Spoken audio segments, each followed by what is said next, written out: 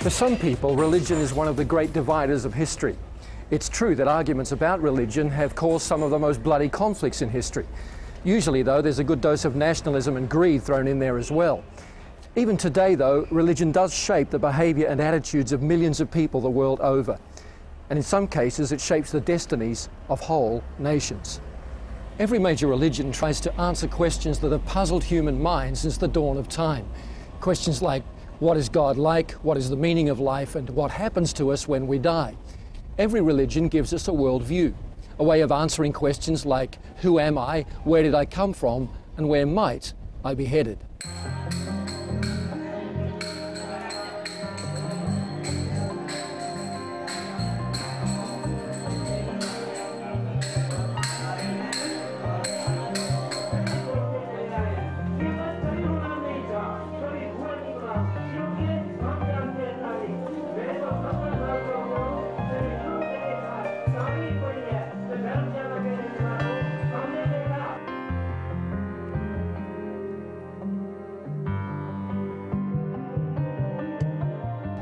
Religion is by definition about the worship and service of God, yet the major religions of the world have very differing views on what God might actually be like.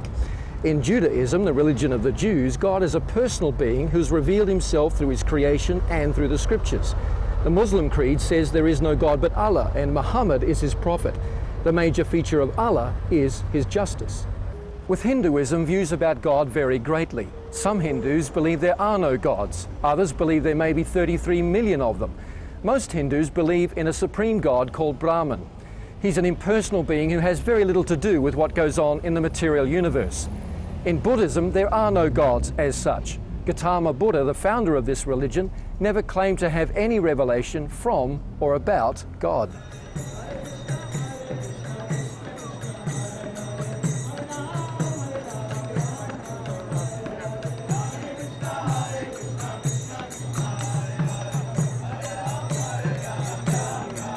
That has most plagued philosophers through the ages is, why are we here?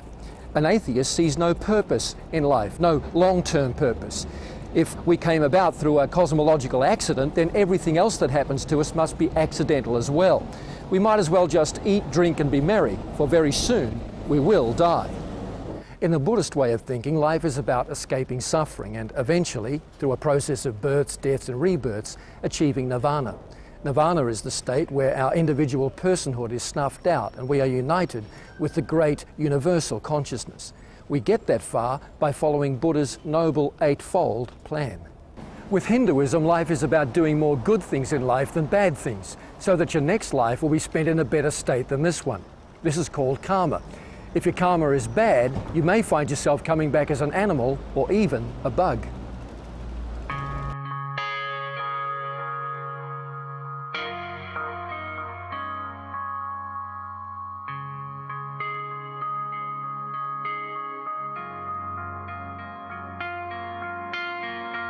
For a Muslim, life is about learning total submission to Allah. In fact, the word Islam means submission. A Muslim wants to establish God's moral order in this world.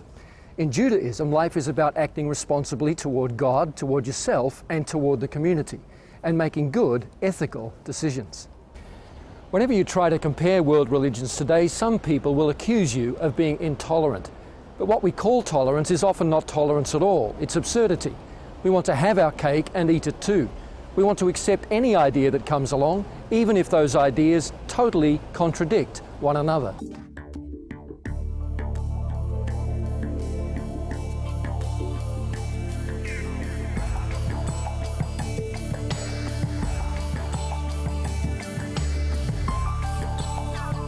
Some people, thinking they're being tolerant, will say that all religions lead to the same destination, so it really doesn't matter what you believe along the way.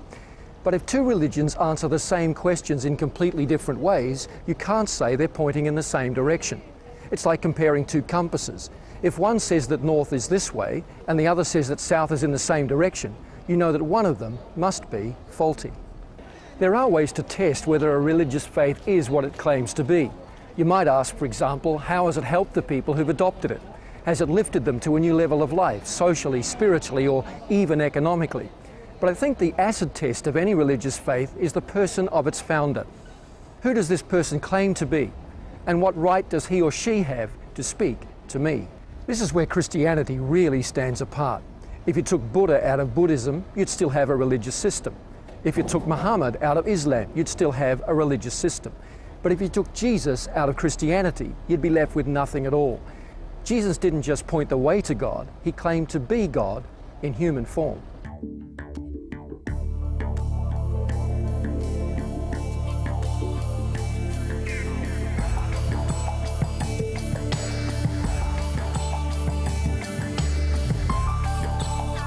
C.S. Lewis, the celebrated author, started out a committed atheist. He only became a Christian when he found he couldn't explain Jesus away. When we think about who Jesus was, said Lewis, we really only have three options. First, that he was a master liar, but that doesn't fit with the moral integrity of his life. Second, that he was a deluded megalomaniac, but that doesn't fit with the sanity of his teaching. Our third and only other option is that Jesus was who he said he was, the Son of God. Jesus didn't claim to be a great man. He didn't leave that option open to us. Jesus didn't challenge us to believe in his teaching or even to follow his path. He challenged us to believe in him.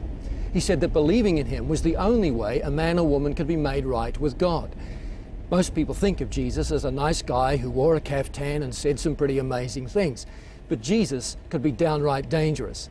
He didn't say, "I know a way to God." He said, "I am the way." One day, Jesus asked his disciples who they thought he was. One of them, Peter, made a bold announcement. He said, "You are the Christ, the Anointed One, the Son of the living God." Now, this was an astonishing statement to Jesus' followers. Most Jewish teachers would have rebuked Peter sharply, but Jesus actually congratulated him. He said, "Peter, you've received a great revelation from God, and on this revelation, on this rock, I will build my church." The church of Jesus was not to be built on the soundness of his philosophy or the wisdom of his words.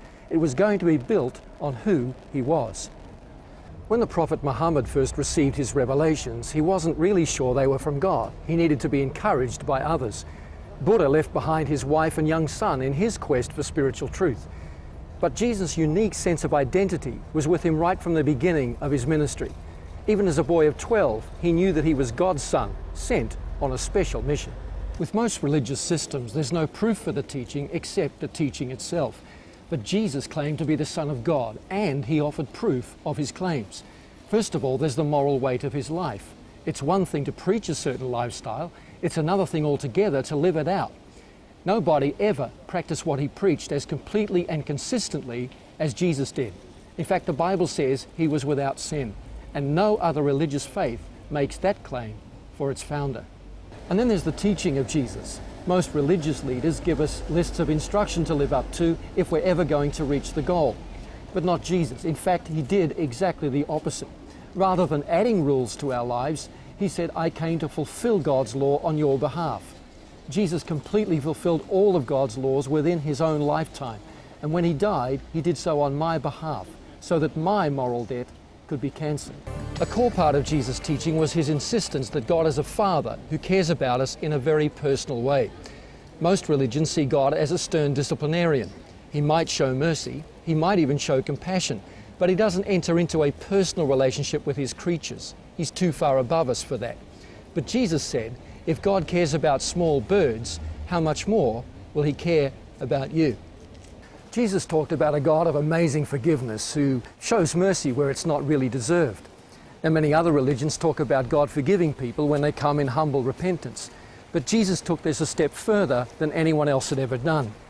Jesus said that a person can know in this life whether God will accept them in the next. In most religions, the eternal destiny of the soul remains a mystery until we die. But Jesus said to a repentant thief dying beside him, "Today you will be with me in paradise." Jesus backed up his claims with his miracles. Unlike the stories of other religions where miracles take on mythological proportions, the miracles of Jesus were recorded by eyewitnesses as if they were historical facts. Every one is located at a certain place and time, and each one fits into a sequence of events. The miracles of Jesus were not added later just to add effect to the story. They were a central part of his life, and very often they were part of his teaching. One of the most remarkable features of Jesus' teaching was the way he linked it with his death. In fact, he talked about it as if his life would make no sense unless he died. Buddha made no such link between his teaching and his death. neither did Muhammad. According to Jesus, the kind of rich life he was promising could only happen once he died to remove the barriers between me and God. Of all the proofs that Jesus offered us, one is more conclusive than the rest. He predicted that 3 days after he died, he would be raised from the dead. This claim is totally unique among the founders of the world's religions. It's so important to Christianity that the Christian apostle Paul said, if Jesus isn't raised from the dead, then Christianity is worthless. With Christianity, God has put his stamp of approval on the message. Jesus didn't just crawl out of that tomb, he was so completely alive that even his own followers were overcome with fear when they saw him. He appeared to them many times before he ascended into heaven, walking, talking, and even eating among them. This was no phantom they were seeing. They could actually touch his body. It was no hallucination either, because he appeared to over 550 of them in one place at one time. People don't have mass hallucinations like that. What's more, they weren't even expecting to see him alive. There's a museum in Turkey where you can see the sword of Muhammad and what some people say are strands from his beard. Nobody denies that he's dead. Some people claim to have found a tooth of the Buddha. No one denies that he's dead. Moses is dead. Abraham is dead. Nobody denies that. But Jesus left no physical relics. No part of his body has ever been found. Why not? Because he's not dead. He is alive.